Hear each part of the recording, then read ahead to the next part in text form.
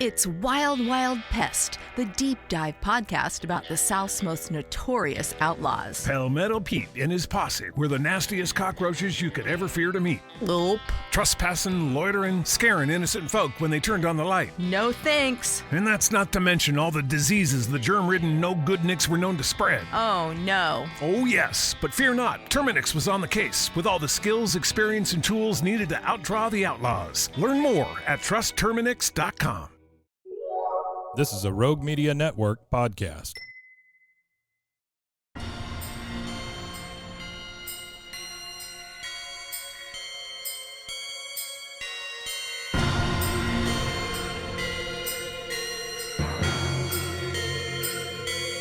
BooBaes.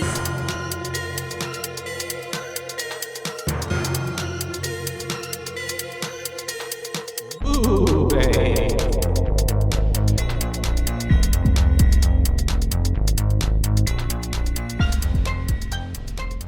Hi. Hello and welcome to BooBaes. BooBaes. That's right. We're your hosts. I'm Caitlin. And I'm Joshua. And today we're here to talk to you about a new take on a cult classic. Yes. New continuation of the story. Mm-hmm. Yes. Yes. That being The Evil Dead Rise. Evil Dead Rise. 2023. Mm-hmm. Yes, ma'am. Yes. Yeah, saw this in the theater. Yes, we saw it together. We did. And it was, I'm Before watching... I had ever seen the original, apparently. Because then like we the covered original. Yeah, because then we covered the original, and I was like, yeah, this is definitely the first time I've seen this film.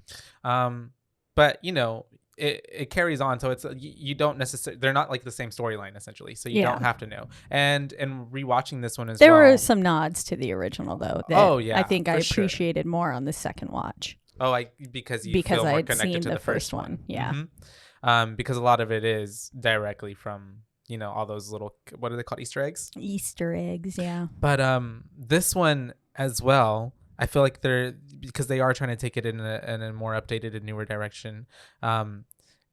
They very at the beginning, whenever, you know, Danny's getting the book and stuff like that, and he's listening to the thing, it's very specific in mentioning that is one of the 3 volumes. Yeah.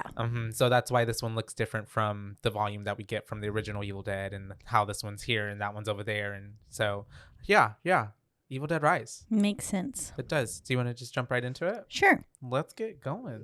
We start out with one of the classic first-person POV shots. Yes, we do. Going through this swampy little area and to over a lake, and we figure out that we're following a drone.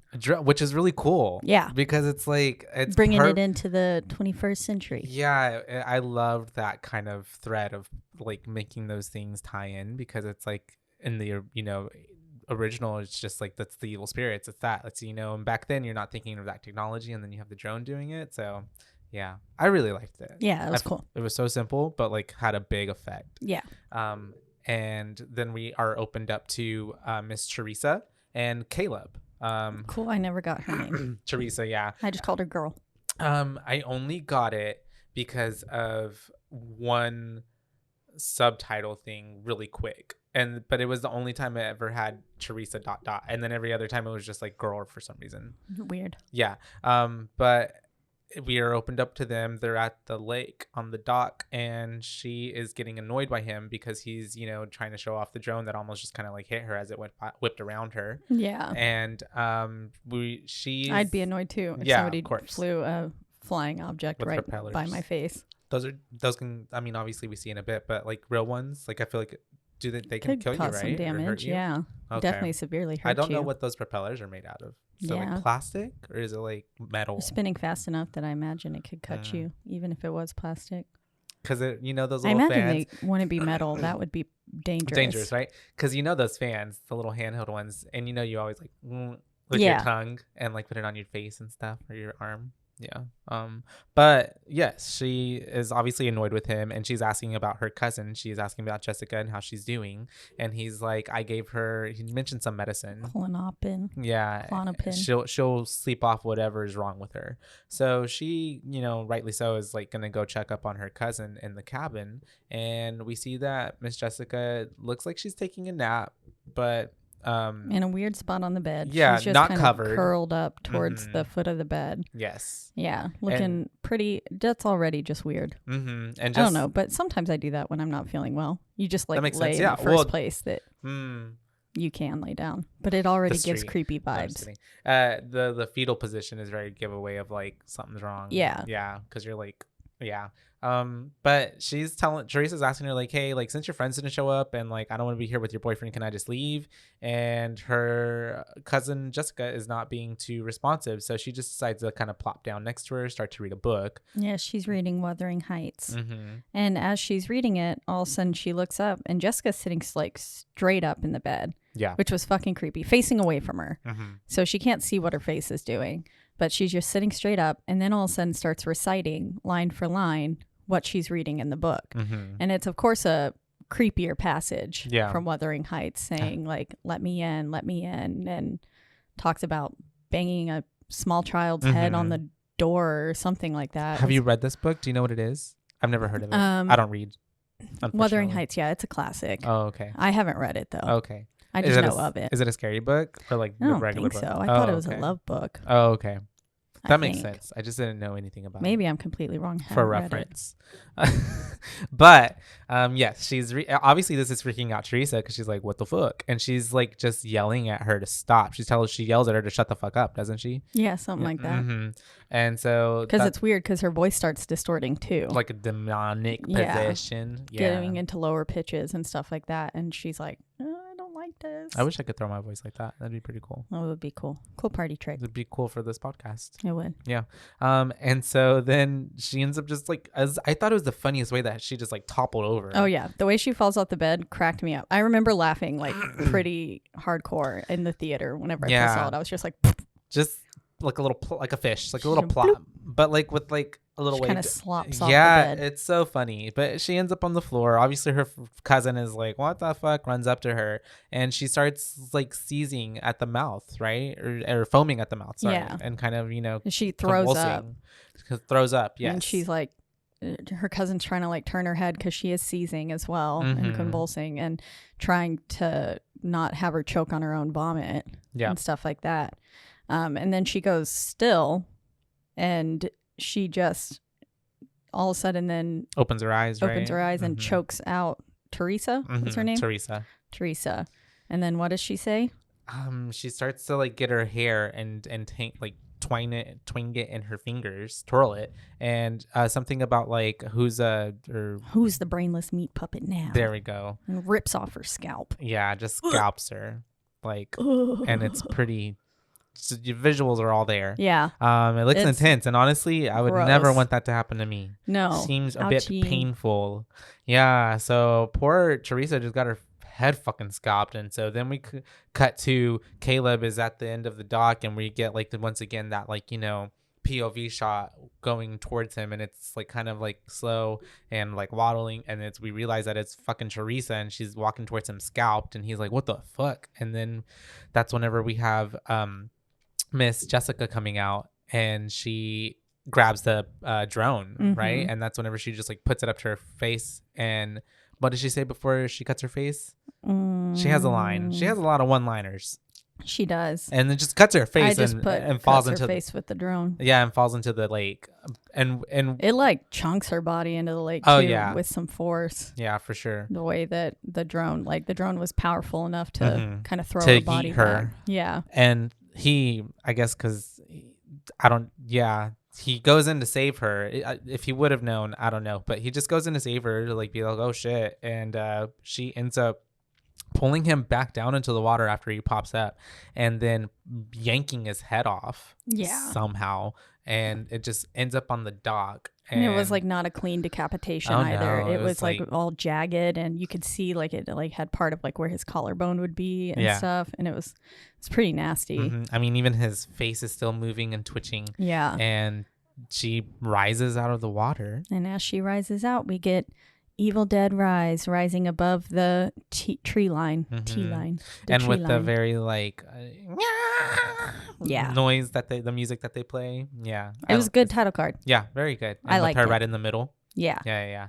And so it's very scenic, very picturesque, and I liked the way that it rose as she rose, and because it's called Evil Dead Rise, had the title card not risen, that would have been pretty dumb.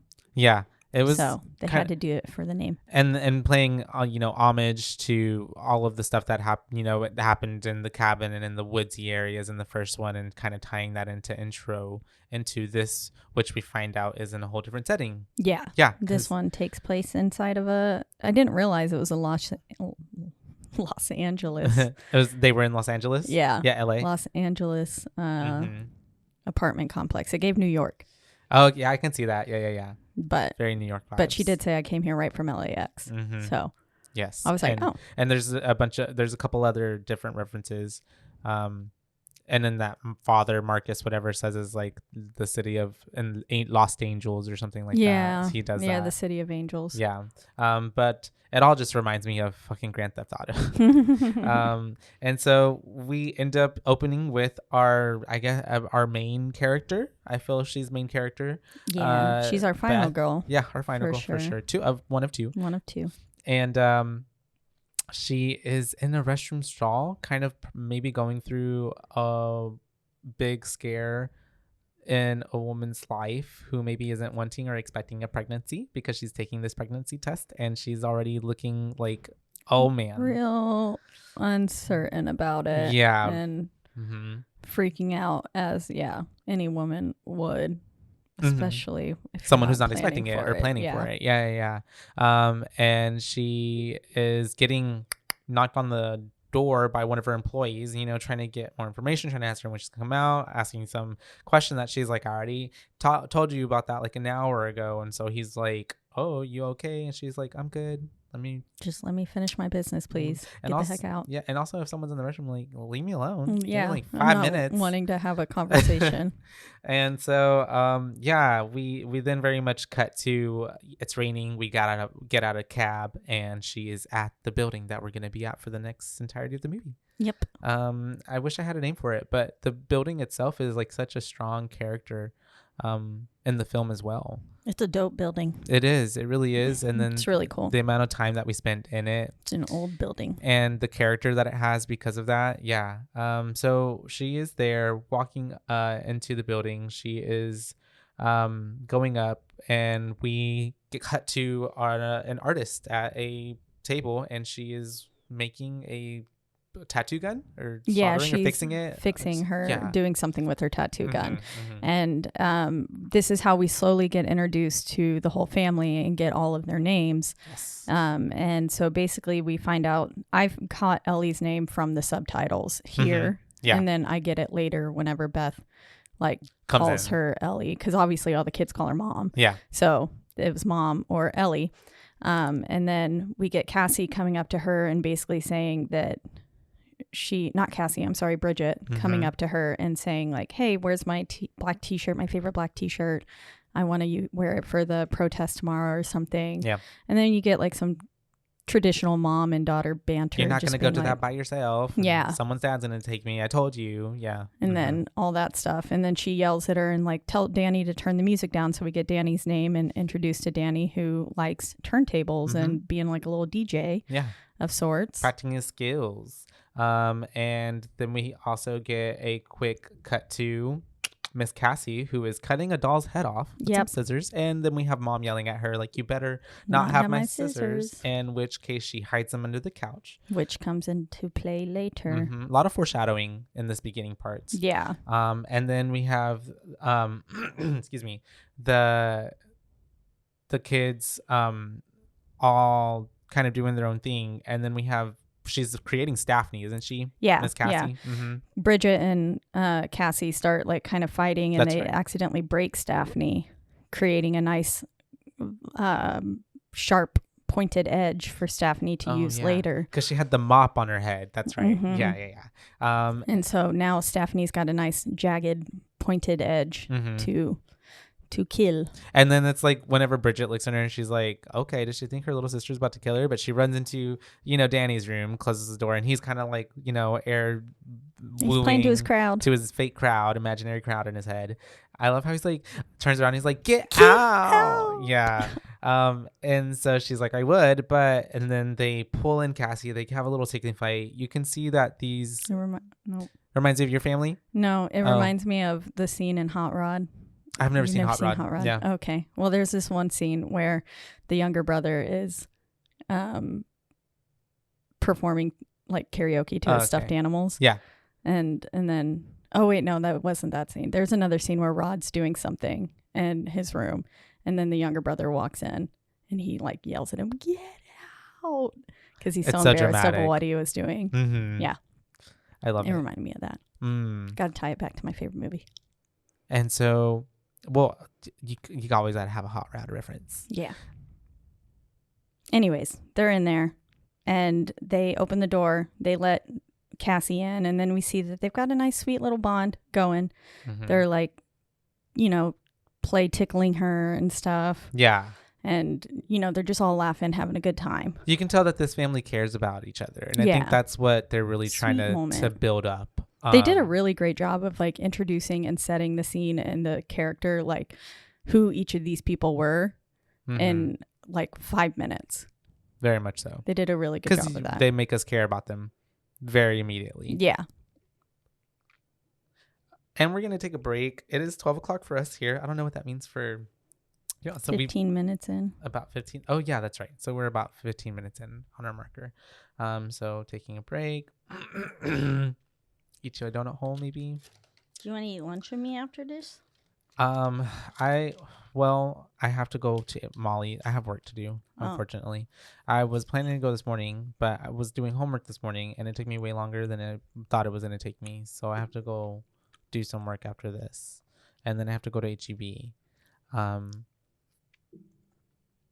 But then I might be free around 2:33. But that's when you have to go to work, right? Yeah.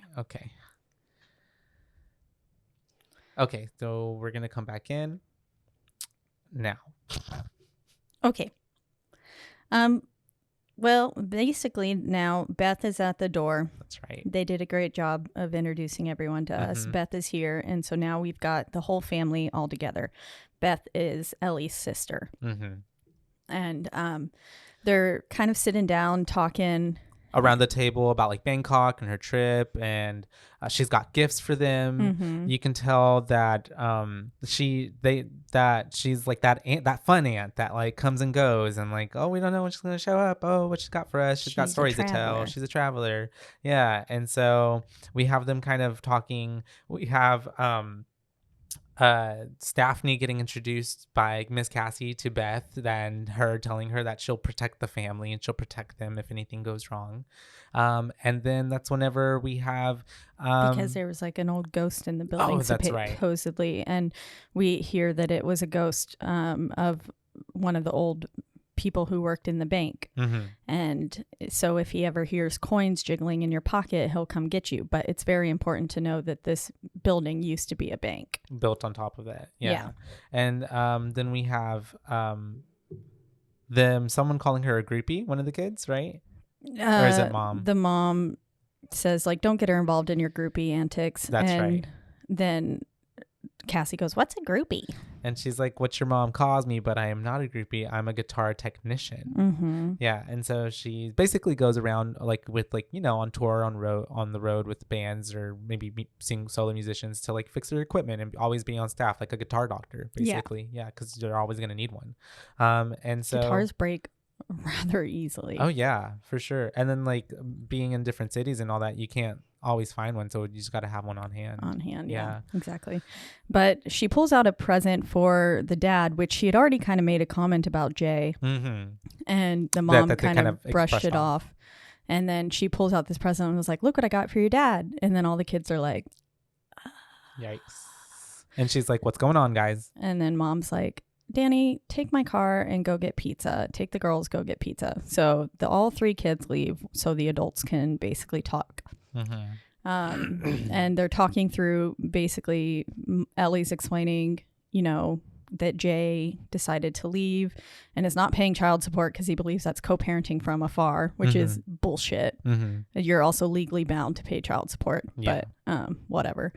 And unless I guess they weren't legally married, then in which, but if he's the no, father, they were married. I feel because they were talking about. Well, I don't know. If he actually fathered them, I works. believe he's required. Yeah, so it'll eventually catch up to him. Mm-hmm. I mean, granted, most of the kids die, so R.I.P. He's out of that one. Yep, he only has to pay for gassing now. I don't know how that works because like all of this seems so hard to explain as well. Because it's like. Yeah, like at the end, that's one of my notes too. I'm just like, how does this get explained? Yeah, like by Beth, like how, and that's gonna look like she just went crazy and killed everybody. Him in a meat grinder, yeah, everybody, or tree wood chipper, and not just that, even all the bodies upstairs. Yeah. Oh yeah, the neighbors. Yeah, they're all up there, and then they're not normal wounds either. No, very they're like eyeballs. People did it. Bit out. Someone. It was very murder. Yeah. So yeah, I don't know. It's crazy. It is. They're gonna have to set the whole building on fire. Part 2, basically. And so yes, we have her and Beth talking about the separation, about all of this stuff, and then Beth is like, "You should have called me. You should have let me know. I would have been here." And Ellie's like, "Bitch, I did. Like, I called not you like twice, yeah. actually. The day that he told me he wanted to be away from me or separate or something, and the day that he left." Yep. And she's like, "What?" And she's like, "Yeah." And then Ellie's just basically like shutting down the conversation because she's just like kind of like, you know what? I'm annoyed now, so I've got to pack.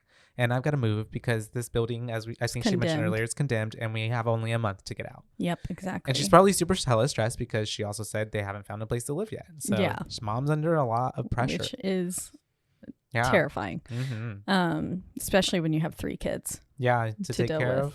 Yeah, and be provider that's for. That's not bad, not deal with, but yeah, to take care of. Yes. Well, I don't know. Eventually she's like, "I'm free of you titty suckers." Yeah. Or something like titty that. Titty sucking parasites. Yeah. So the mom has so many good one-liners in this. She really does. And we do have then the kids coming back with some pizza. They show up to the building. It looked like good pizza too. It did, didn't it? It was such a shame because we pull up to the building. We get introduced to a gate that doesn't come up that easy, so that's foreshadowing for something later.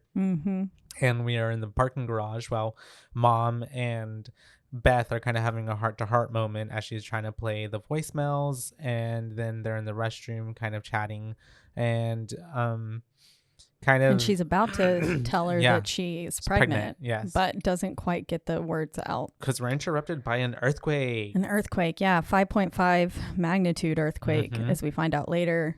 So pretty. I don't really know much about earthquakes, but that's pretty big. Yeah, I would assume so. And because it literally creates a giant like fissure. This ground breaks, cracks, and then creates a rather small hole, actually. Enough for a human boy to get through. Yep, enough for Danny to get into. Yeah. And that's exactly what he does. Danny follows the little cracks in the ground till he gets to a hole, and he's like, "Hey, look, guys, I found a hole." Yeah, literally. And he's like, "There's stuff down here," and just bloop, slips on down, which is so dangerous because the building could have been so You know what? In that moment, yeah. Because there are aftershocks and he shouldn't have done that. And I would love to say that I would think about that too. But I wouldn't. I would go into the hole. Yeah. It seems kind of like, oh, cool. Like there's stuff down here. Yeah. But you're right. Oh man. See, I didn't even think about that until you just mentioned that. There could be aftershocks. And so then that thing could collapse and that's on what you. Bridget even yells at him. She's like, there could be after effects, like aftershocks, like don't go down there. And he's just like, nope. No, I'm just going to bloop the loop. He's an explorer. Slithers on down. He's like Dora or Diego. And so that's whenever... He could be Dora. He could be both. Yeah. And so that's whenever Danny's down there, and it's like, looks very like the old vault and bank. The old vault to the bank, with all those little drawers and stuff. And yeah, like little a big vault with the... lock boxes. That's what they're called. Yeah. And then, the big actual, what you think of as a bank vault. When they've got like the bars and like that big old little spinny round wheel thing door that opens opener. Got all the cogs and stuff. Why can't I think of the name for that? A handle? It's basically a handle. It looks like fancy. Like a ship wheel, though. Yeah, there you go. And so like one of those biggins. He gets in there, a biggins and Piggins. He gets in there, and we are looking at just basically he pulls this box and he opens it up, and it just happens to have like these old vinyl records in it and pictures of priests that are holding this book. And then he ends up as he's looking at all that stuff, he kind of hears some noises, and then he turns around and this like big old crucified Jesus falls on wooden him. piece just like falls right on him. And I really wish he would have gone Jesus. Right? That would have been funny. It would have fell in line with the movie's kind of sense of humor as well. And so then he gets out from under that, but he notices that it's like adjacent to another room that has like all these little rosaries, right, hanging down with crosses on them.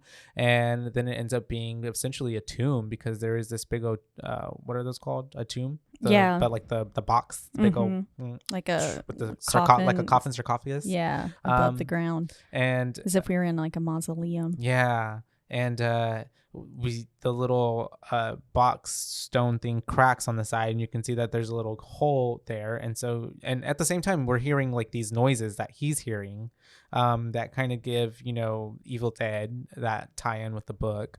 And he reaches in, he pulls out something from there, and we see that it is wrapped up in this like sheet, like a little shroud. Shroud. And he sees it's moving underneath, and so he opens it up, and all these bugs just start flying around him. And very gross, and they go away very quickly. But then he realizes that it's a book, and it looks very like skin, veiny, and it has like the little binding of like the little. It reminds me of the book from Harry Potter.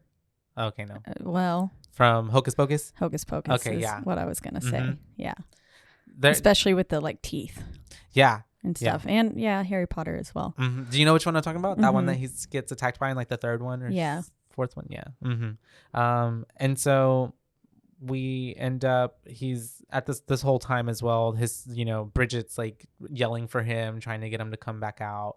And then that's whenever we do have Ellie upstairs back with the neighbors, and she is trying to get a hold of someone's cell phone because no, she's just trying to get a hold of Gabe because she needs his car, because why couldn't trying to get a hold of anyone who has a car, because she's trying to call their cell phones, but there's no service because the kids took her car to get the pizza. That's right. She didn't know, they didn't know that they were down there. Because she has no clue that they're there, and she's thinking, oh my God, it's taking a long time for them to get back. What is happening? Like something happened to them while they were out in the earthquake.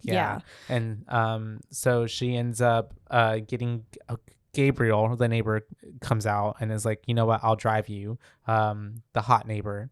And so that's whenever we also have Beth getting introduced to the older neighbor, and he's like, oh, you're the groupie. And she's like, and she looks to Ellie, and I love how Ellie's like, oops.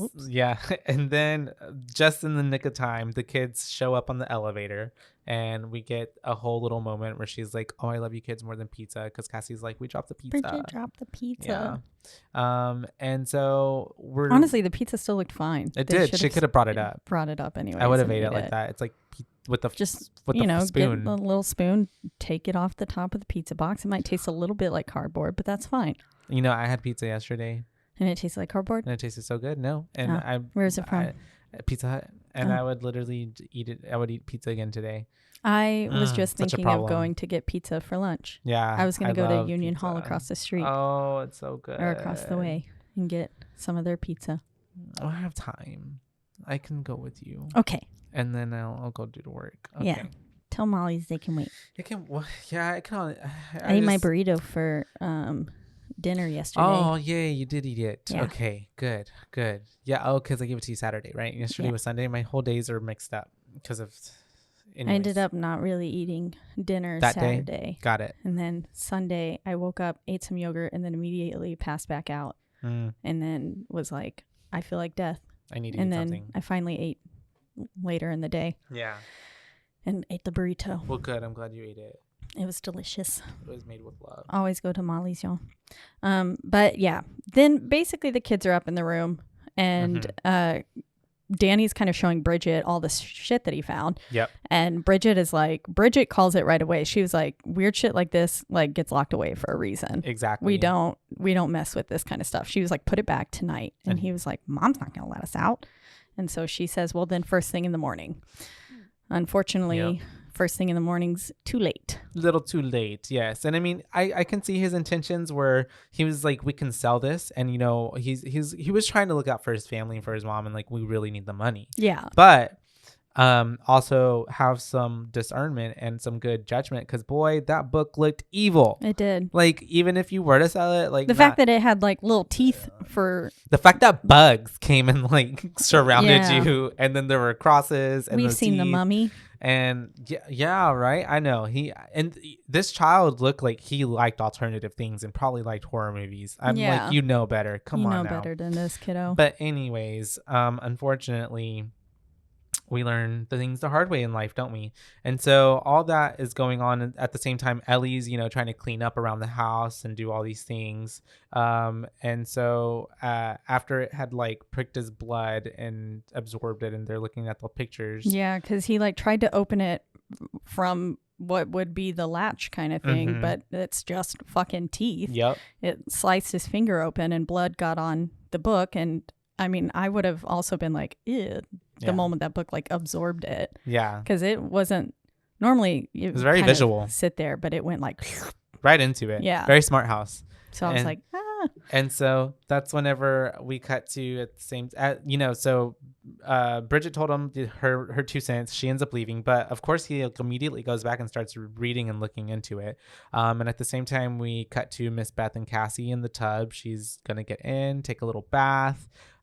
Cassie's in her full bathing suit because she's like, I got stung at the beach and I don't want to get stung in the bathtub. I need to see under the water kind of thing. And which is, I get it, because when I would go swimming in my pool, I would be afraid if I was under the water too long with my eyes closed, I would get eaten by a shark. Yeah, I used to be afraid sharks would come get me in the pool too. And it's a pool. Like, what are they doing there? Yeah, they could impossible. Can't.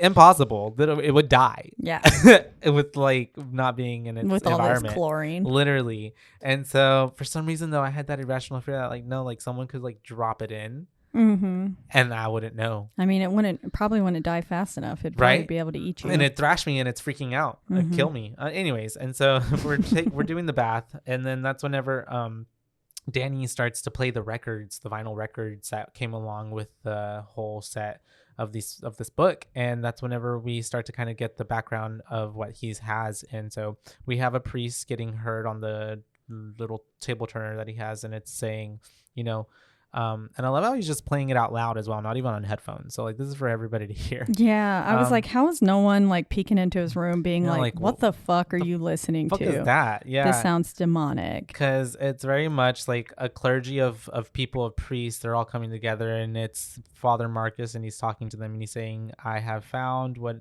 this holy book and text, not holy, 3 fabled volumes of the Naturam de Monta, the Book of the Dead. The Book of the Dead. Yeah, it's made of flesh, inked in blood, and he was trying to get approval by all of them in the church to translate it, to find out more and to connect more with, I guess, the other side, with spirits. And obviously, and all you hear are people in the background saying like, no, boo, tomato, burn it. This is heresy. This is that's a demonic book. We need to get rid of it. And so then we have him pulling out other records, and after hearing that one, maybe you'd think like, okay, I got it. Don't fuck with this. But then he gets the other records and starts playing them. I need to hear it. And so that's whenever we hear Father Marcus explaining that, he has been shunned basically by the church for wanting to translate this and learn more into it. And him and 2 other priests took it upon themselves to explore, to unleash its whatever. And so he starts to recite the first of the spiritual resurrection passages, and we figure out that it's also from January 24th, 1923. So it's been a hot second since this has been unearthed. 100 years. Yeah. And so then that's whenever the spell or incantation starts getting recited, and immediately Danny tries or wants to like stop it. When did this come out? Was it in January? Did we go see it in January? I don't remember honestly, but I feel like it had to, because it's been a minute since it's been out. I think it came out in March though. Yeah, March sounds more right. I feel like it came out in March. Missed opportunity. It's April. Yeah, it came out in April. Yeah. Damn. That feels like such a long time ago. Right? It really does.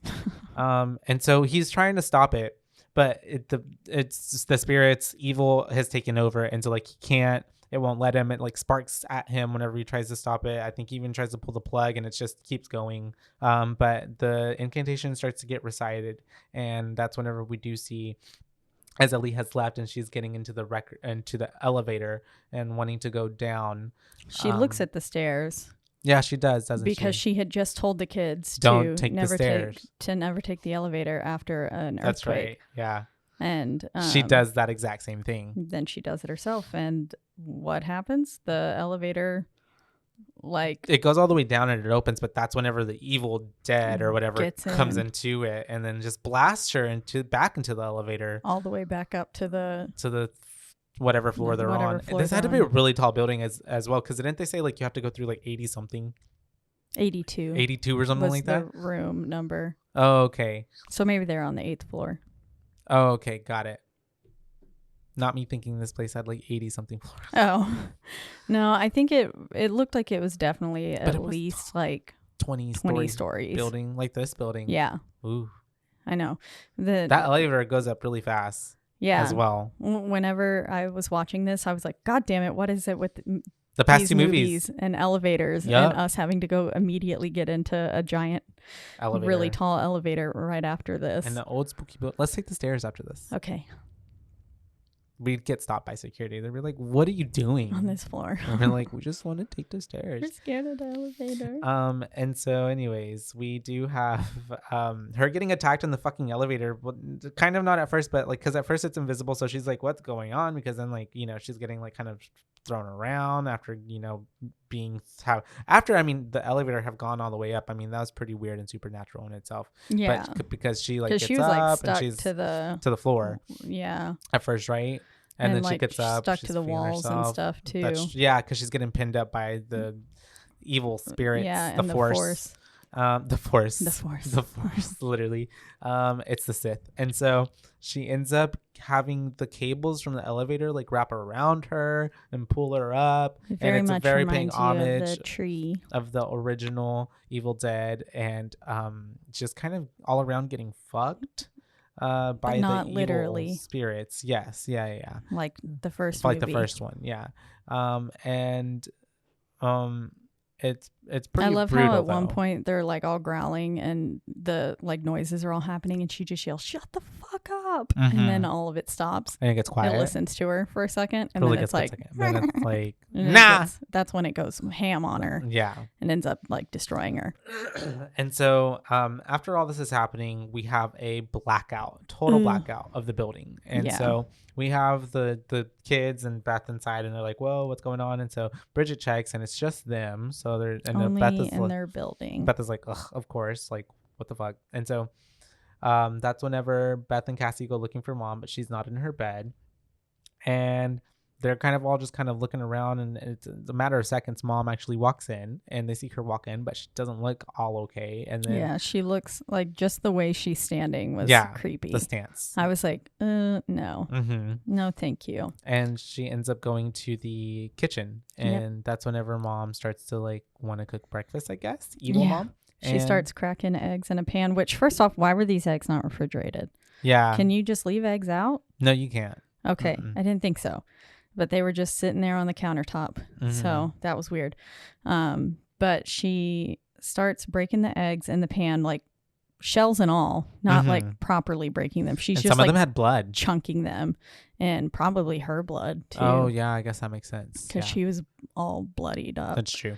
And then she basically says, I had the most wonderful dream. I had a dream, that we were all in a tall, like forest kind of thing. Yeah. And it was just such a beautiful day. And all I could think about was how I wanted to cut you open so I could crawl inside your bodies and be with you forever kind of thing. It's kind of beautiful. It was. Yeah.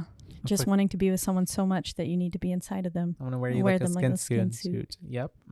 And so they're like, okay, that's weird. And so that's whenever they're like, are you okay? And she turns around and she starts like walking weird towards them, right? Yeah, she kind of like crawls on the ground in one of those weird, creepy ways. Yeah, where the elbow's like leading. Yeah. And it's like a demon would, I guess. Demon walk. Yeah, and so they're like, okay, and she's talking really evilly. And she says, "It's in like, me." Mm-hmm, and then ends up vomiting like this white visceral stuff all over the floor.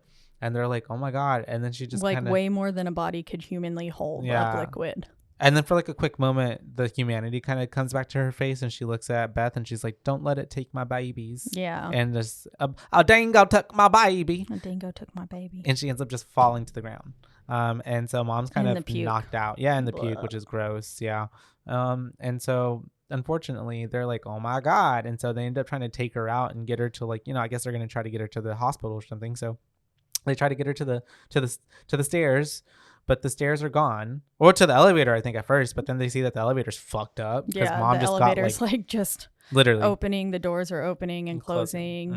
Mm-hmm. It looks rough. Oh yeah, because mom just got attacked in there by the demon cables, and so the stairs are completely gone. Unfortunately, I don't know if that was because of the earthquake, I'm assuming. Right? Yeah, it had to be. And then that must be why the building's condemned, because clearly it's not structurally sound. Or we're like, because when mom looked at it earlier, the stairs weren't broken apart. Well, she didn't look all the way in, right? Okay. Yeah, we just got a shot of her stopping in front of the exit sign, and then she walks past it. Okay, that's why I was I was like, I don't remember. So, I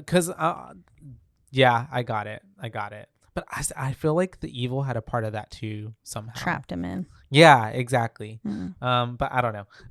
And so I feel like the elevator evil had to do with the earthquake in general, right? And because the way that it was wanting to be found. I feel like that. I feel like it had a was part an of it as well. Evil force that did the earthquake.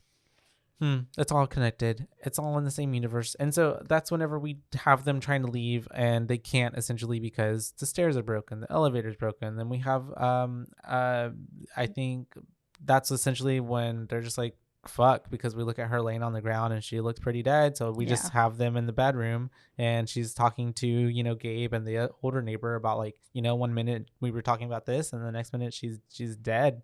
And she looks like she's decayed, like a whole full life cycle of decaying. Yeah. In a matter of minutes. She looks bad. Even the older neighbor, he's like, it looks like someone beat her the fuck up. Yeah. Like, it looks like someone beat her up. Like, why does she look like that? And then Gabe is like trying to close her eyes, but they won't close. And then he's like, can I pray? And she's like, she wasn't religious, but whatever. You can. He's like, it's only a few words. Let me say it. So they all join hands and they pray over her body. And then they're basically saying like, we need to go find help and get someone up here to like deal with this situation. And they're saying like, but how can we get down? And then Gabe was like, there's an old fire escape. We could go down the fire escape. And that's when they say you'd have to get through room 82. Yeah. And he's like, oh, that's the uninhabited what's it called? What's the level? Yeah, floor. I think it's floor. I think that's what they said. Was it a floor or just a room? Room. I think it's a room. Oh, okay. Well, they'd have to go through that. And then that's whenever we do have Beth by herself, right? With Ellie? Yeah. Well, because they're out there trying to get the doors open and all that and trying to find a way out. The old man's trying to get a shotgun, which we know that he has a shotgun, which does play a small part later. Later on, comes back. And so Beth is with Ellie and she's like, talking to her. She's like, I can't believe I'm never going to be able to talk to you again.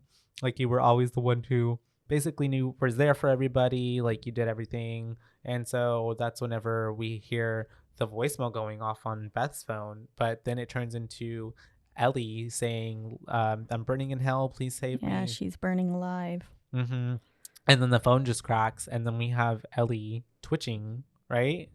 Her eyes open and then she sits up in bed. And then Beth is like, what the fuck? But then the kids, and then she starts talking and then the kids come in and are like, is mom alive? And then that's when Beth is like, she's burning up. So they get her to the bathtub and try to put ice in it to get her in the water.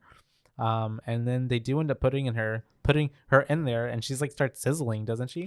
Yeah. And she's like kind of thrashing about and stuff. And then all of a sudden she jumps to the ceiling. She gets out of the water, and you can see that the water's boiling beneath her, which was cool. And then when she jumps onto the ceiling, she then just screams. And then the way she passes out into the water is very much like Jessica falling off the bed in the beginning. It was kind of comical. But then also I had to think, oh my God, that water was boiling a second ago.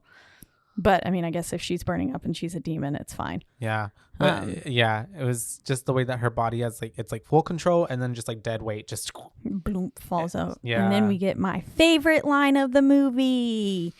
Yay. Yeah, because we have Mommy's with the maggots now. Literally, she's coming up. They're like, Mom. And that's when she says that. And that's whenever she ends up getting out of the water and like running towards Beth and Danny, and they like get out the restroom. They're freaked out. And then we see her come out of the restroom all creepy like, and she has a shard of glass from the mirror in her hand. It's a really cool shot that they do with the reflection of the mirror where you can see Bridget in the background. Yes. With the shard in her hand. It was a really cool shot. I like that. Yeah. And she gets out there and she starts to talk to them. And she's not really. She's looking at Danny. She's looking at Beth. And she's like going to go at one of them. And she ends up lunging towards Beth. And as Bridget's, coming out and like yelling at her to stop. But she ends up stabbing Beth in the hand, which is pretty gnarly. Ouchie. Ooh, because it went through all pretty the way through. Hard. And it's a big shard. And she pulls it back out, and that's whenever Bridget is like, what's wrong with you? What's going on? And she's like, what did she say? She says, I'm free now. Yeah. Free from all you titty-sucking parasites. And ends up attacking Bridget, and she uses the tattoo gun to like stab herself, and then she ends up trying to put it onto Bridget, almost gets her eye. And then yeah, which was scary because it gives you a nice close-up shot, and I was like, oh fuck, are they going to do that right now? They didn't. No. The eyeball comes in a second. Yeah, but she ends up scratching her cheek, but Danny knocks her out. Poisoned blood. And Danny knocks her out off of Bridget, and then that's whenever we have her kind of like going into the darkness, and then we have Gabe coming in for some reason. Yeah, he probably heard all the commotion and was like, "What they heard the scream." That's right. Yeah, and then he's like, what the hell's going on? And then she just like attacks Gabe. Yeah. She jumps on him, and she's like, I mean, Gabe was holding his own with a whole grown ass woman on him. He was still standing upright. But then she ends up just like biting into his face. Yep. And bites his eyeball out. And then she like coughs it up, swishes it around in her mouth. Yeah. Coughs it up, and then coughs it into the little boy's mouth. And he ends up choking on this eyeball. Yeah. Very which camp. Was, and gross. Even the noise that it makes where it's like, bloop. Yeah. And it's like whenever I eat grapes, for some reason, I like put them in between my lips and then go, and I like suck them into my mouth. Oh, I know what you mean. And it makes like a cool popping sound. Yeah. I do it because I like the sound. Okay. And I do it because I like the sound. I'm gonna put that on a bumper sticker for you. Beep beep. But that's cool. Yeah, I know what you mean. I've done that before. Yeah. Sometimes you do it a little too fast and it scares you because you almost like choke on it. Yeah, it hits you in your uvula and you're like. Yeah. And so we have Gabe unfortunately losing his eye, getting choked on by the little boy. Then Ellie banging her head on the front door trying to get in because Beth just like, basically closed the door shut and left everybody out there with her.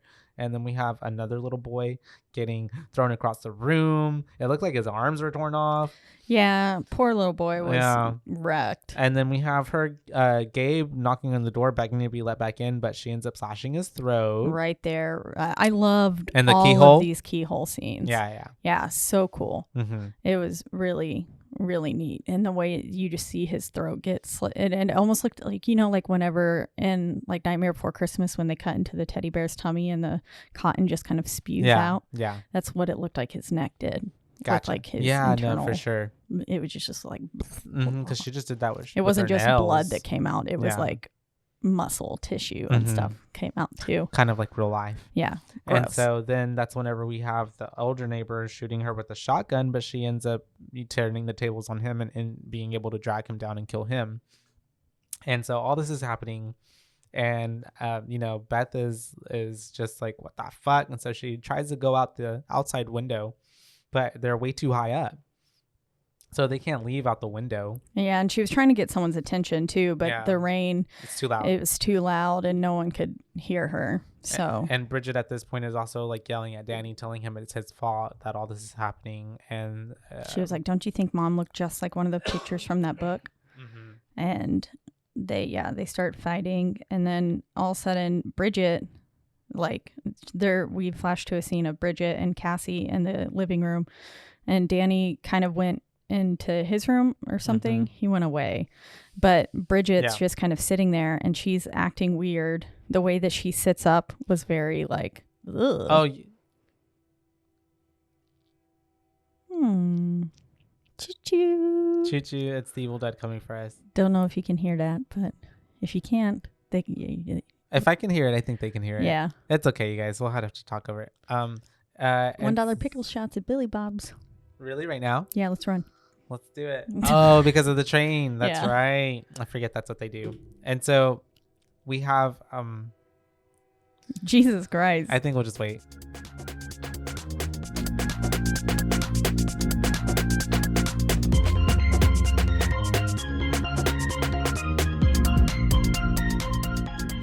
Did you know you could be putting oil and chemicals in your coffee? I love coffee creamer, but I don't think I've ever turned the bottle around to actually see what's inside. When I did, I found out many of my favorite creamers contain ingredients I would never intentionally add to my coffee cup, like canola oil, dipotassium phosphate, and artificial flavors. Laird Superfood all started when big wave surfer Laird Hamilton needed morning fuel that could allow him to spend the entire day chasing the ultimate wave. He couldn't find anything in the market that met his ingredient standards, so made himself the ultimate plant-based creamer. Laird Superfood started and launched its first product, Original Superfood Creamer, in 2015. Laird Superfoods contain no artificial flavors, colors, or additives, and no sugars from highly refined corn syrup. All Laird products are sustainably sourced and thoroughly tested to ensure that you're incorporating the cleanest, finest fuel into your routine. All Laird products are also made of all-natural whole food ingredients, and they are crafted from the highest quality all-natural real food ingredients. Are you ready to feel more energized, focused, and supported? Go to lairdsuperfood.com and add nourishing plant-based foods to fuel you from sunrise to sunset. Use our promo code BOO at checkout to save 15% off your purchase today. I love smoothies, but I don't love smoothie bar prices. With my BlendJet 2 portable blender, I can make smoothie bar quality beverages for a fraction of the price. BlendJet 2 is portable, so you can blend up a smoothie at work, a protein shake at the gym, or even a margarita on the beach. It's small enough to fit in a cup holder, but powerful enough to blast through tough ingredients like ice and frozen fruit with ease. BlendJet 2 is whisper quiet, so you can make your morning smoothie without waking the whole house. Lasts for 15 plus blends and recharges quickly via USB-C. Best of all, BlendJet 2 cleans itself. Just blend water with a drop of soap and you're good to go. There are also over 30 plus colors to choose from. I myself chose black because it matches the color of my soul. What are you waiting for? Go to blendjet.com and grab yours today. And be sure to use the promo code BOO12 to get 12% off your order and free 2-day shipping. No other portable blender on the market comes close to this quality, power, and innovation of the BlendJet 2. They guarantee you'll love it or your money back. Blend anytime, anywhere with the BlendJet 2 portable blender. Go to blendjet.com and use the code BOO12 to get 12% off your order and free 2-day shipping. Shop today and get the best deal ever. Did you know that dehydration is the leading cause of daytime fatigue? I was shocked to learn that even mild dehydration can cause headaches, muscle weakness, and brain fog. But luckily, there's a solution. Cure Hydration is an oral rehydration solution that contains the perfect balance of electrolytes and glucose to help your body absorb water and rehydrate quickly. The formula is made with all natural ingredients like coconut water, powder, and pink Himalayan salt, and is free from artificial flavors, sweeteners, and preservatives. Cure Hydration is vegan, gluten-free, and non-GMO, making it a great option for anyone with dietary restrictions or preferences. The packets are convenient and easy to use. Just mix with water and drink. They're perfect for on the go, travel, or anytime you need a quick and effective hydration boost.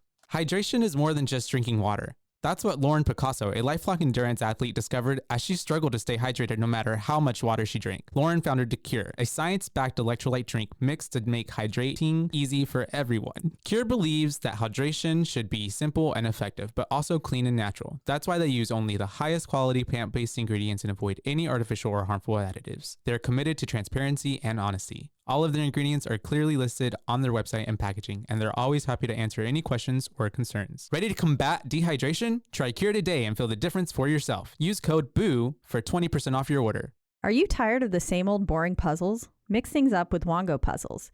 Each puzzle is a custom design with intricate patterns and whimsical shapes that will keep you engaged for hours. Plus, their eco-friendly materials and commitment to sustainability make Wongo puzzles a guilt-free way to unwind. Wongo puzzles are 100% wooden puzzles, meaning they'll last forever. Each piece is hand-drawn, so no two pieces are the same, and you'll discover some fun, whimsy pieces as you work through it. They come in a custom wooden box, which is perfect for storage and gifting. With stunning design and unique shapes, Wongo puzzles are a cut above the rest. So what are you waiting for? Go to wongopuzzles.com and pick your puzzle today. And be sure to use the promo code BOO and get 10% off of your order. This is the most fun you've had with the puzzle guaranteed or your money back. Go to Wongo, WONGO, puzzles.com and use the code BOO to get 10% off your order and get puzzling right now. Wongo.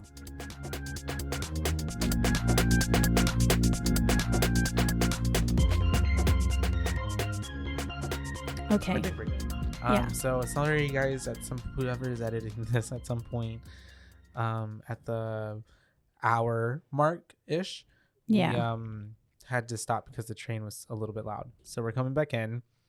Bridget got up because she is obviously getting taken over by the Evil Dead possession monster. And you can tell because she's acting weird. And Cassie's like, Are you okay? Are you okay? And she's like, I'm fine. And so at the same time that this is going on, we have Danny who was showing Aunt Beth the book and everything that he found.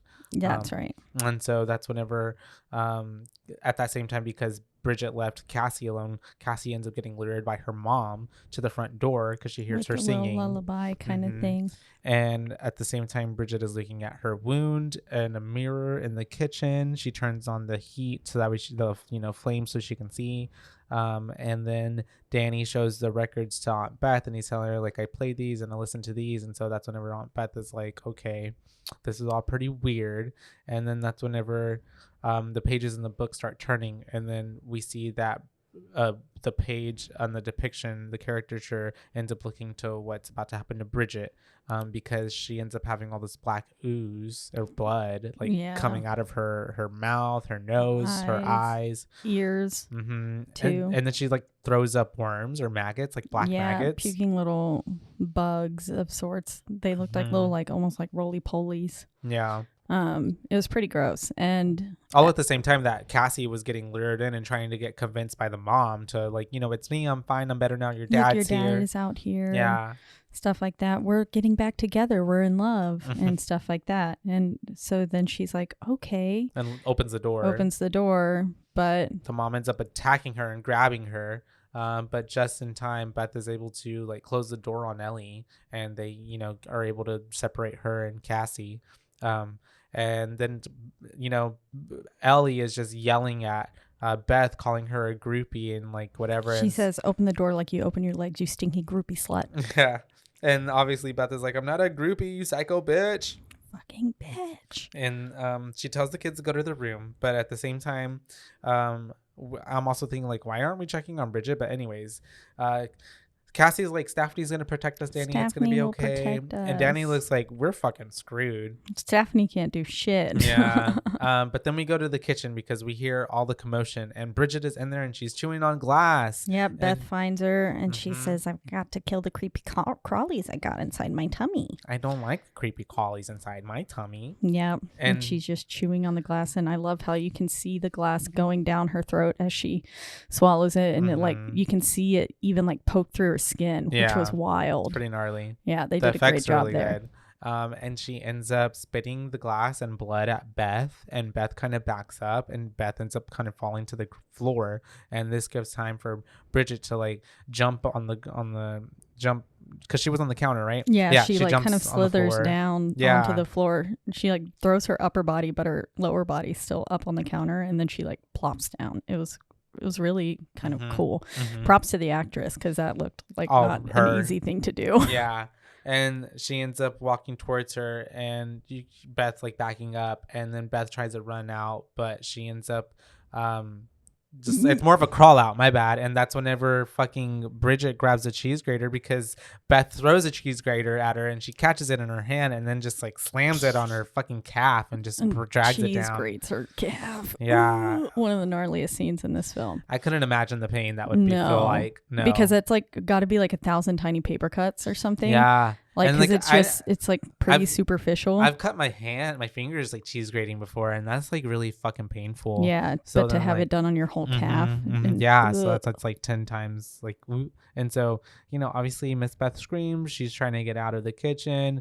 And that's whenever we have Bridget coming out of the room and she starts to attack Danny because Danny pops up, and then Danny like runs to the bedroom, but she bursts through the door and she runs towards Cassie, and poor Cassie has to defend herself, and she turns Stephanie around and it just goes right through Bridget's head. Mouth. Yeah. Yep. And it goes through, just so that break that we had earlier came in handy, as it was able, and Stephanie did protect them after all. She did. And Bridget just pulls it out. She looks at Beth and then just kind of flops over. And then we see Cassie's like looks just fucking traumatized. Yeah, as she should be. Yeah, and then like Beth is like, "You're gonna be okay, whatever. Nothing's gonna happen." And then Cassie's like, "You're gonna be a good mom because you know how to lie to kids." Yeah, because she was like, "Is this a nightmare?" Yeah. And then Auntie Beth was like, "Yep. Yeah, this is all just like a bad nightmare." And yeah, then she says that. And so then we get Bridget wrapped up because Danny thought it'd be a good idea to wrap her up, which honestly kind of was. It was, yeah. Until it didn't work. Until it didn't work, yeah. But that's not on him. I mean, it's kind of just the Evil Dead. They're pretty hella strong. And also like the power of demons, because she was floating. But anyways, this is whenever Beth is like, you know what? I'm going to listen to the records by myself, because whatever words were on there and started this, there might be something on there to help me figure this out and put an end to it. So I still would have put the headphones on and like had them in the room with me, but she ends up closing the door and leaving them alone. Yeah. And that's whenever we have her listening to the records, and basically we get from Father Marcus that like the other two priests got taken over. All the other priests that tried to help, like the evil spread to them without rhyme or reason. It cannot be destroyed, because he tried to set it on fire, and then they danced in the flames and reveled in their evilness. And so basically he said saying the only thing you can do is to keep this book buried and then run. Yeah. And then to take care of like his, for priest friends and all them who had been taken over, he's like the only way he could find to like end it at all is dismemberment. Yep.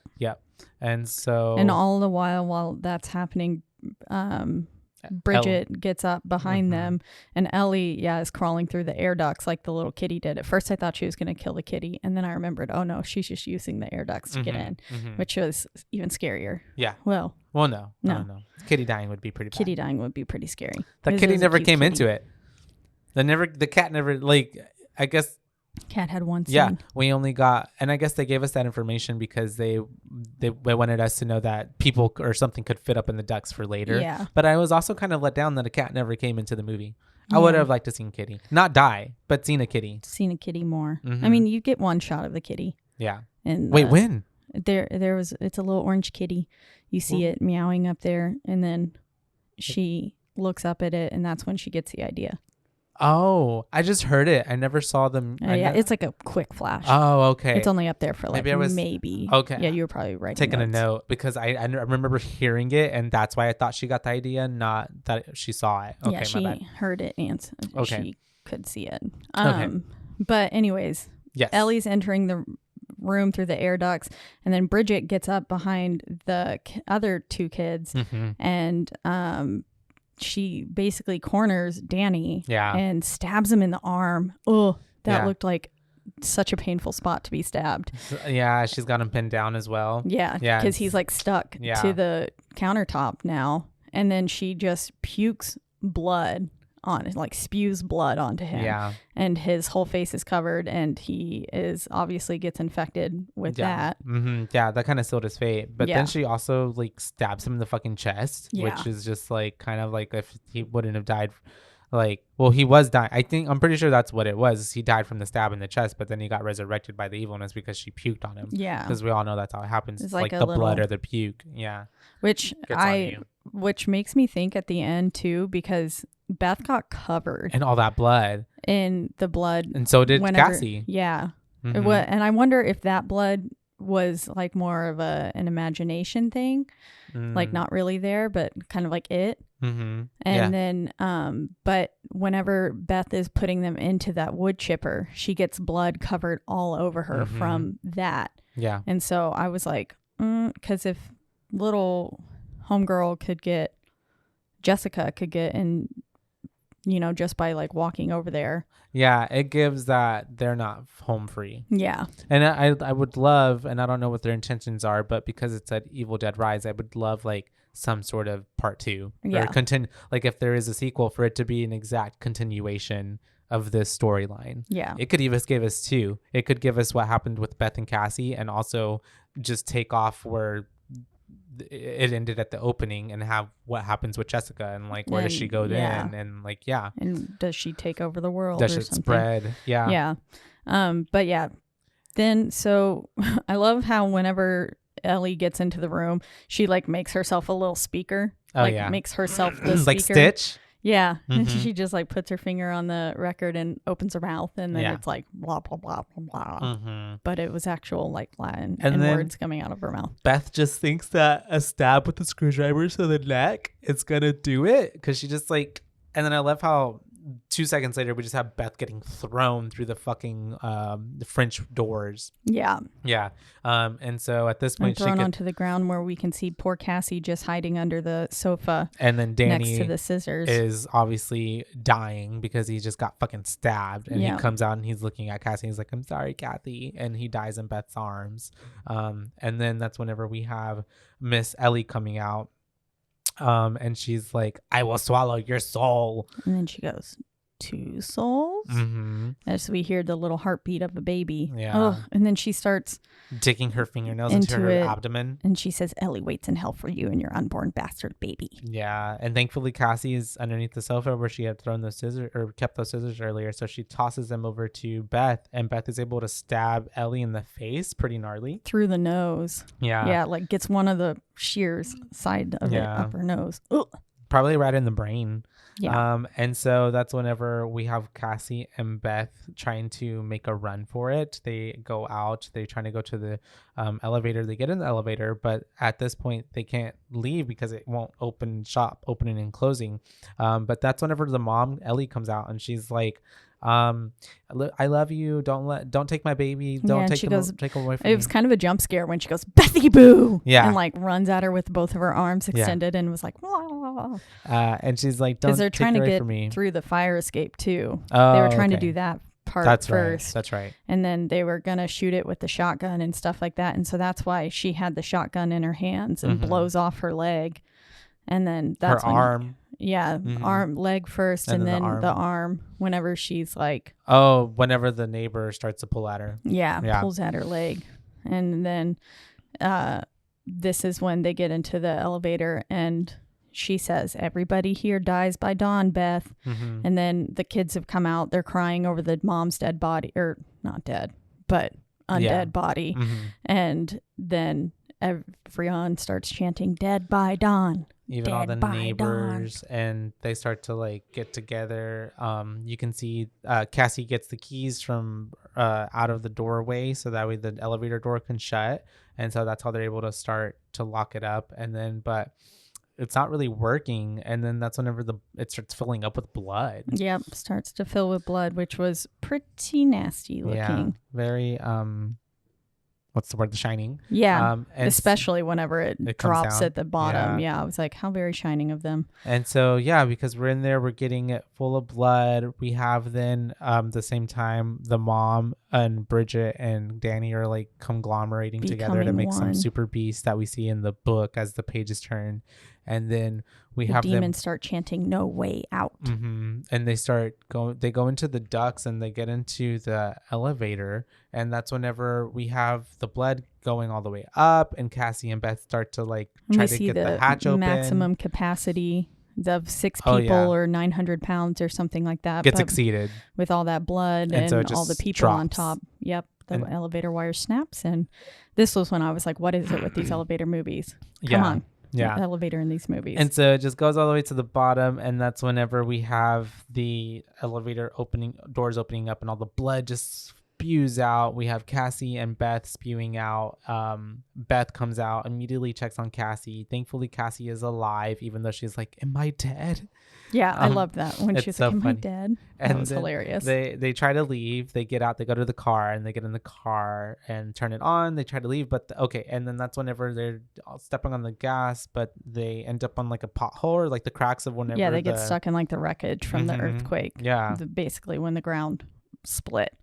And then Cassie looks over her shoulder. We see that the double doors are now swinging, and she was like, "It's coming." Yeah. And then they get out. I love the shot as like Beth puts her head out the window, and then we get that first person POV coming up to look into the window, and then they're gone out of the car. That was really cool. Yeah. And so then we have them sitting next to the, on the side of the car, trying to hide from this monster.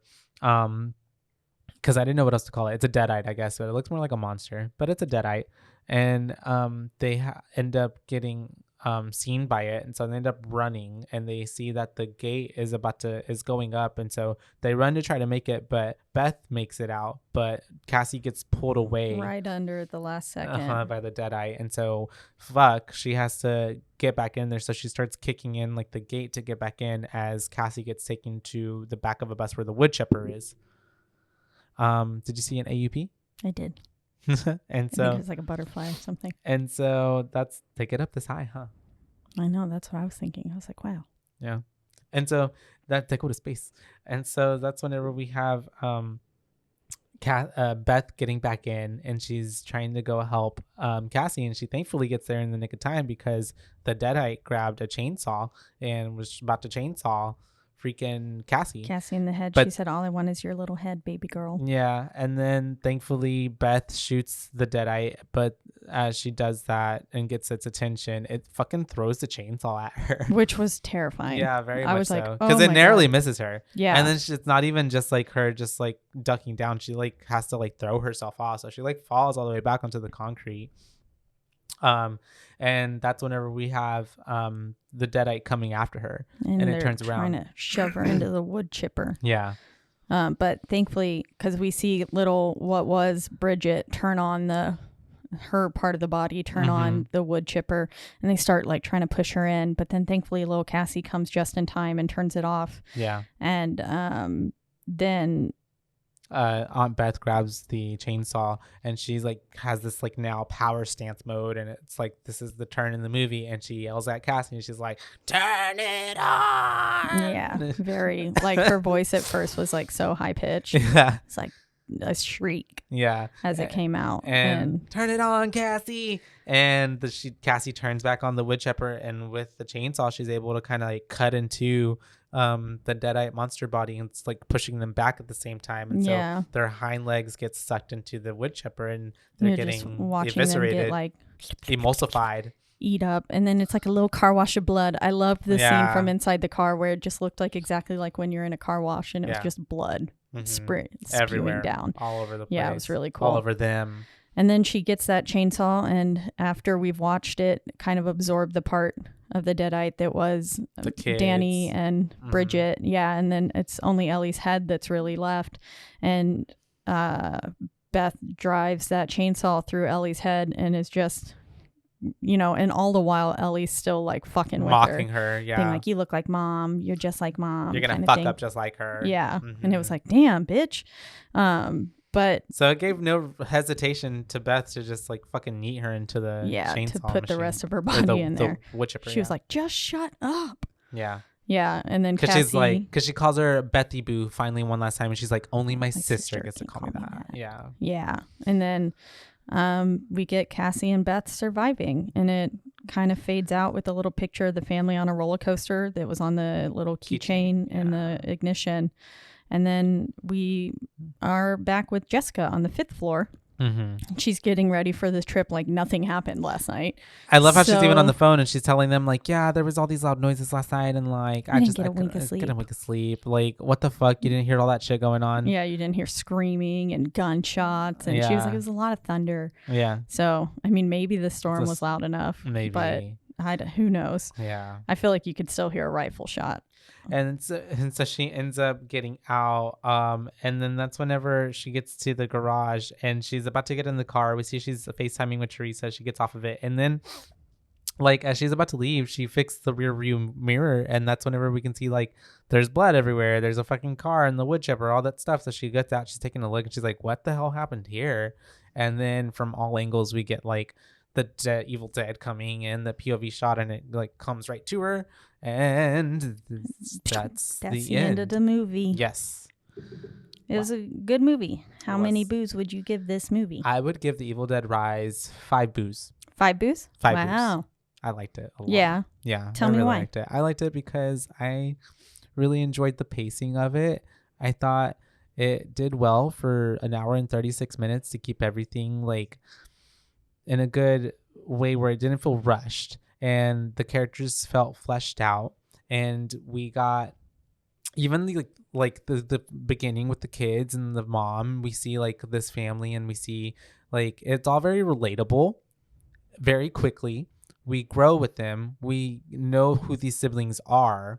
We see the mom. We very quickly understand who she is because they do such a good job of like, they laid out like all the artwork. They laid out the way this house is. Like, I can see this family and who they are. This eccentric artist mom who had probably an eccentric artist husband.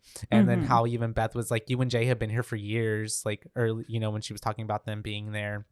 And then Beth as well. She seemed like such a fully fledged character by us only getting maybe like not even that much back. We know nothing of Beth. Honestly, we knew nothing. We only knew that she was pregnant. She didn't want to be necessarily pregnant, and that she's an aunt and had a pretty cool job. But it made us feel like we knew her regardless. But I kind of knew even more of like that character. Like I know like she likes to have a good time. Like she's the fun person. She's a fun aunt. She's a cool aunt who goes to Thailand and Bangladesh and has probably nothing that keeps her tied down, and like has these very cool stories, but loves really hard, you know, and loves them a lot. Because she comes back to them all the time. But anyways, we have then like the Deadite and the evilness. And then I loved how like we got to hear Father Marcus on the record. The practical effects and the special effects, everything looked really good. I really liked the mom when she was evil. I really liked all the like the quips and like all the little nods that they had to make it feel comedic, like how even in the first Evil Deads were, because even though they are horror movies, they have this like sense of comedy infused into them, that they're like in on the joke of. And I really enjoyed the ending was badass. And like, I mean, it's really sad because it's like you really think about it and it's like, did they really survive? Because they just like literally had to kill their family members. Yeah. So like it's gonna be a lifetime worth of trauma. Yeah, poor Cassie. Yeah, especially Cassie. She's gonna be fucked up. That's all I'm saying. Like poor girl. There's no way she's not gonna be fucked up. And so, and that's even if they don't have the demons inside them. Yeah. So it's really cool. It's really cool for them to take an original kind of idea from back then and really bring it into now and make it feel like it wasn't forced and like it wasn't like, oh, this is kind of lame because they're trying to make fetch happen. Stop trying to make fetch happen. You know, it didn't. It felt cool, natural, and like a reinvigoration into the saga, the franchise. Sorry, but that's it. That's why I gave it 5 stars. Interesting. I agree. And you? Before you do that, can I jump in? Yeah. Yeah. Okay. So I didn't realize you guys were reviewing this one today. Otherwise, I probably would have sat in the room with you. Oh, no. But so no, you're good. This, I mean, these are my favorite movies, right? So The Evil Dead is great, but Evil Dead 2 is my all-time favorite movie. I have a fun fact about The Evil Dead 2. That's very nice. I'll tell you. Go for it. It says the pizza place is called Henrietta's, a reference to Henrietta Nobi, the demon in the basement in Evil Dead 2. Yeah, that was the explorer's wife. Yeah. So I was a little apprehensive, especially after the first Evil Dead remake from 2013. Yeah, that was a good movie, but it wasn't Evil Dead. You know, I mean, it wasn't the same thing. This feels like Evil Dead. This feels like a Sam Raimi movie. It feels like, you know, you mentioned the comedy aspects and stuff like that. It's all in there. There is no better way to get rid of people than with a wood chipper. And so, I mean, I love that.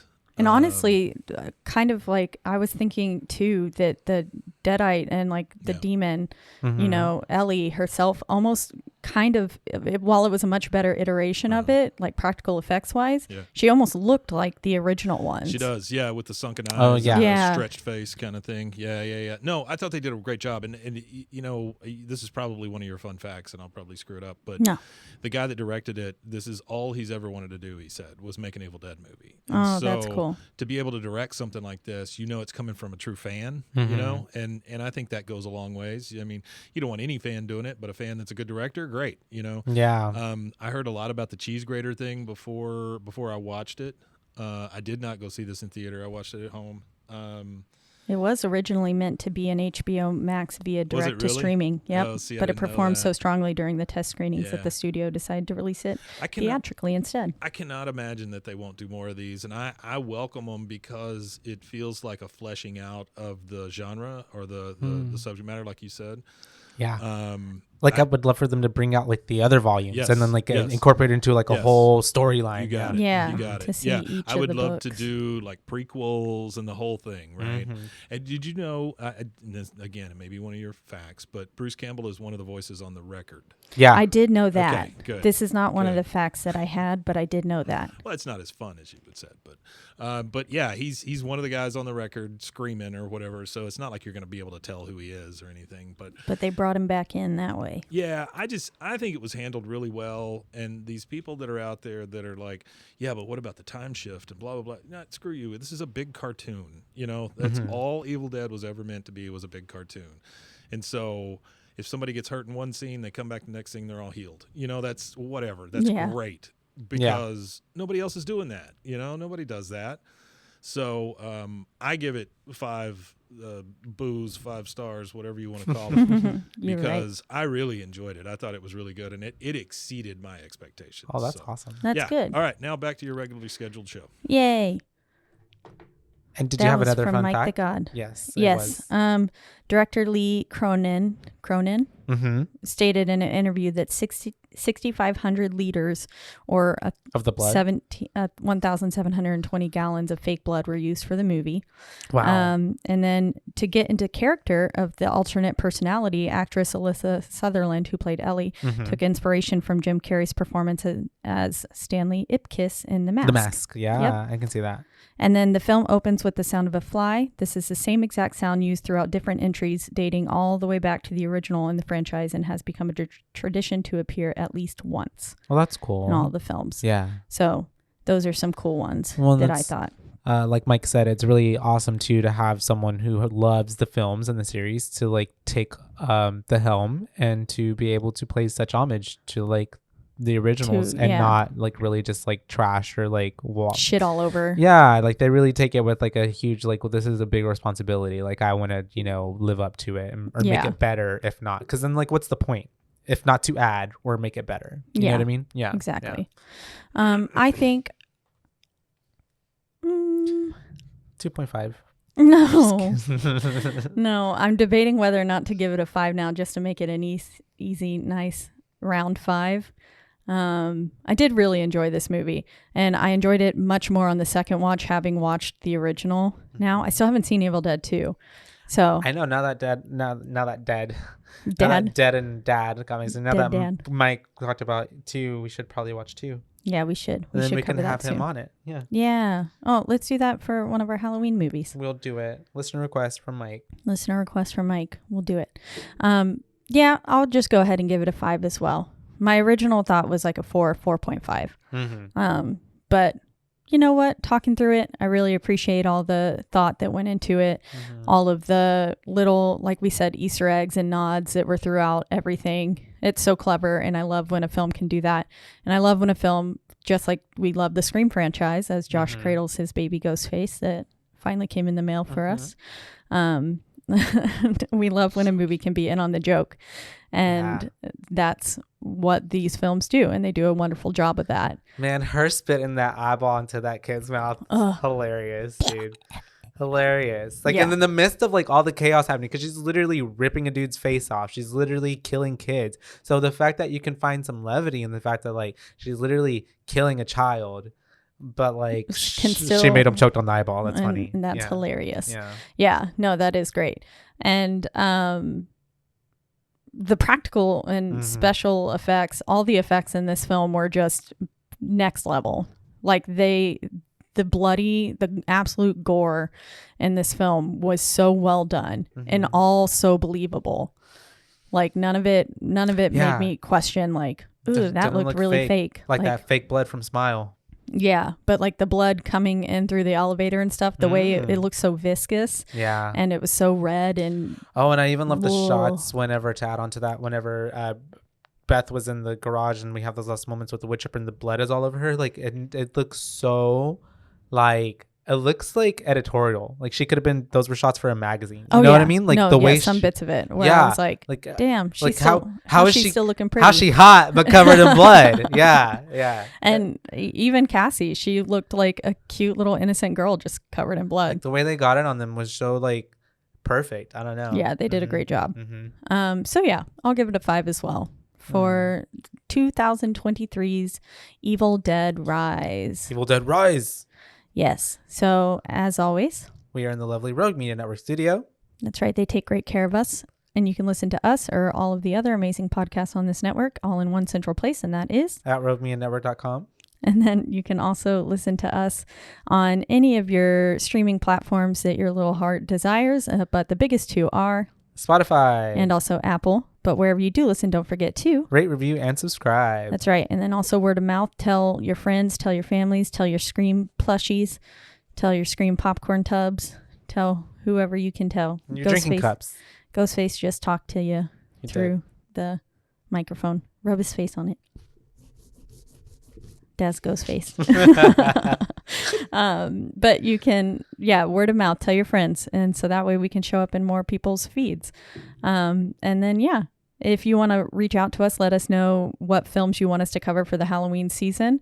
Remember, we come out with 2 episodes a week for that. So coming right in the corner. Coming right around the corner. So let us know what you want to be covered. Slide in our DMs. And you can do that on our one social media platform, which is Instagram at BooBaes Podcast, and that's at BOOBAES, because we're your BooBaes, not your BooBabes. That's right. And next time we're actually covering The Nun. The Nun. Finally, after telling you we were going to do that 3 episodes ago. We'll be covering The Nun in what is the word I'm thinking of? Oh, what do you mean? In preparation. In preparation of The Nun 2. The Nun 2 coming out September 9th. Yeah, I believe so. Either 8th or 9th, but it's coming up. It's going to be in the next week. Yeah. So it'll be the week that our episode drops. So it'll be the 8th. The 8th. So our Nun episode will come out the 5th, and Nun 2 will come out the 8th. So if you haven't seen it, or if you need a refresher, you can listen to our episode so you can go into the Nun 2 fully knowing everything that happened. That's right. Yes. And because it is a direct sequel. I'm excited. I've never seen The Nun. So I'm excited to watch it. And it's got Thaisa Farmiga. It's got a bunch of good people in it. Oh, cool. Actors, yeah. Yeah. Be excited to go watch it. So until then. Until next time, you guys. Bye, Baes.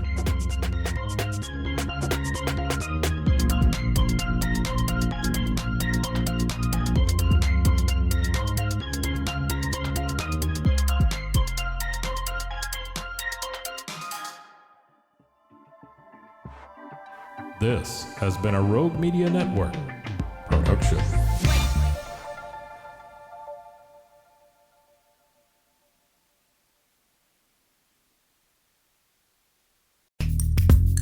Are you a podcaster? Let's talk podcast hosting. Are you tired of your current podcast host? Need real support in a community that gets it? At Rogue Media Network, we offer top-tier podcast hosting services to help you thrive. From hosting and distribution to dedicated support, we've got you covered. Starting as low as $25 a month. Join our community of passionate podcasters today. Contact us at hello@roguemedianetwork.com.